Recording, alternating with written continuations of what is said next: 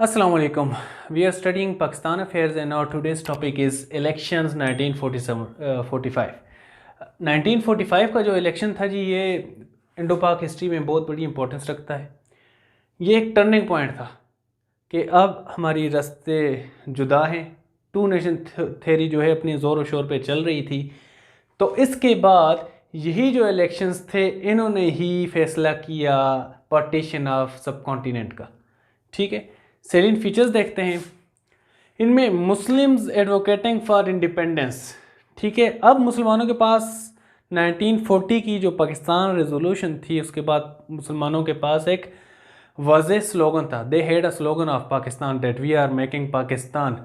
और massive crowds थे, जहाँ पर भी जाते थे, मैसिव क्राउड्स भी थे और मैसिव फंडिंग भी थी इस पर्पस के लिए कि एक काज है, लीडरशिप है और एक पर्पज़ है। उसके लिए क्राउड भी आपके पास अवेलेबल है, सपोर्ट भी अवेलेबल है और उसकी बुनियाद पर फंडिंग भी अवेलेबल है, जो कि 1937 के इलेक्शंस में ये चीज़ें बिल्कुल नहीं थी। जो इससे प्रीवियस इलेक्शन हुआ था उसमें तो 1/5 सीट्स भी मुसलमानों ने बड़ी मुश्किल से जीती थी, वो भी कम थी। सो नेक्स्ट, रोल ऑफ कायदे आज़म। एक एक्टिव लीडरशिप मिल गई थी कि अब एक लीडर है, इसका एक विजन भी है, we are supporting him and he will lead us to our destination.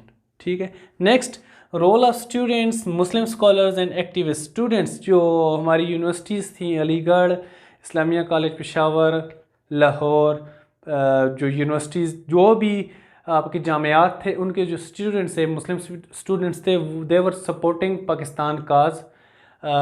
Muslim scholars जो उलमा थे, जो पाकिस्तान का मतलब क्या, ला इलाहा इल्लल्लाह, इसी दौर में ये स्लोगन रेज हुआ, इन्होंने भी सपोर्ट किया पाकिस्तान मूवमेंट को। और activist from all the ways of life. Next, all India Muslim league a symbol of Muslims. जो मुस्लिम लीग थी वो मुसलमानों का एक सिंबल बन गई थी कि we are Muslims and we have to support all India Muslim league, not Congress. Congress के अलावा भी और भी पार्टीज थी। आई थिंक यूनियनिस्ट पार्टी थी from Punjab and very other parties जो थी, जो मुसलमानों के काज को लेकर चल रही थी, लेकिन उनकी इतना इन्फ्लुएंस नहीं था और वो जो थी इतनी पॉपुलर नहीं थी मासेस में। और यहाँ पर क्या थी, कायदे आज़म जैसी लीडरशिप थी। Number 5, post 1937 election experience. जो 1937 का एक इलेक्शन हुआ था जिसमें मुस्लिम लीग और मुसलमान बहुत बुरी तरह हारे थे, कांग्रेस जीत गई थी। और वो जो एक ट्रेलर था 2 सालों का, 1937 टू 1939, जिस तरह उन्होंने रूल किया था, मुसलमान खौफज़दा हो चुके थे कि वी कैन नॉट लिव और survive under the leadership of Congress. तो वो वाला जो डर था वो इनके दिलों में कायम था, जिसकी वजह से they are reacting to support all India Muslim league.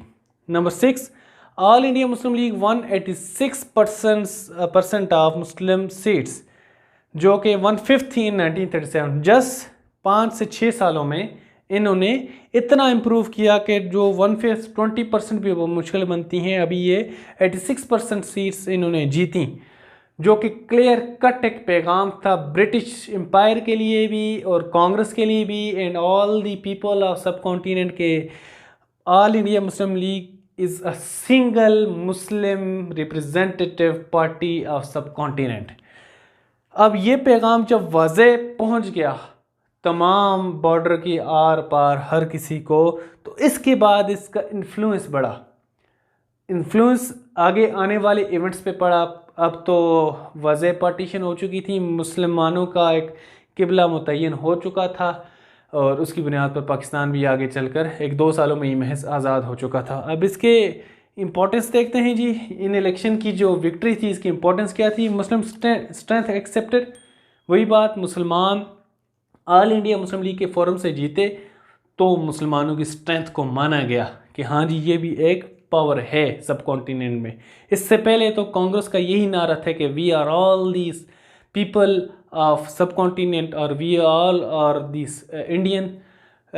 कोई मुस्लिम हिंदू पार्टीशन नहीं है, बस ब्रिटिश रूलर हमें छोड़कर चले जाएं, we are able to self rule.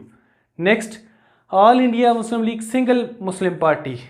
इस हद तक जब रिज़ल्ट आ गया तो फिर ये सिंगल मुस्लिम पार्टी ही रह गई थी, ठीक है, कि हम ही representative. Trust in Jinnah leadership, Jinnah की लीडरशिप थी, उनकी कैंपेन थी, उन पे ट्रस्ट था और उनका विजन था, जिसकी वजह से ये सारी कामयाबी हासिल हुई थी।